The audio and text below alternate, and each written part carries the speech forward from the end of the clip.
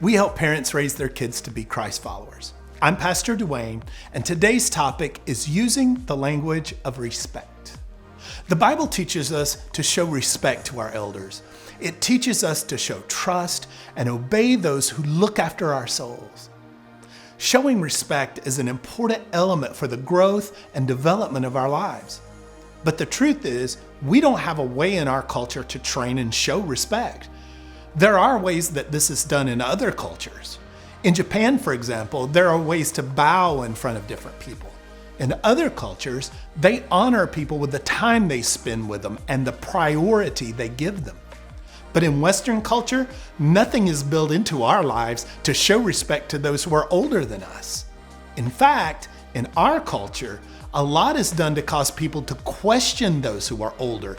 We question those who are in authority, especially those who are in spiritual authority. That leaves the field wide open for us to develop a way to show respect. Now, you may want to develop your own way to do this, but I want to encourage that however you decide to show it, that you build respect into your language. I'm from the South, and there's something that's somewhat common for us to do here that can show respect, and it builds respect into our language.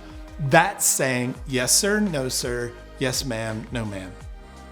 We trained our kids not to say this to their friends. We only train them to say this to us.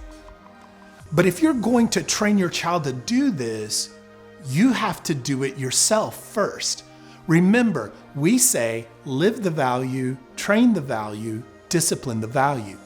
If you want your child to use the language of respect, you first have to be using this language. Although I was raised in the South, I wasn't raised to use this language. My wife didn't use it either. I never said yes sir, yes ma'am growing up. I had to learn how to live the value before I could train the value. My wife, Angie, and I began saying this to each other. Our kids learned to say it more than anything because we said it. It's important to train the language of respect, but you have to live it first. And this applies to every other area that you train. It's not just that it makes the process easier to train. It causes us to have to evaluate how we live the values of God's Word. The question really now becomes, do you show respect to your elders? God uses your desire to raise your kid right to get to your heart. Thanks for listening to me. Now, take a moment and let Him speak to you.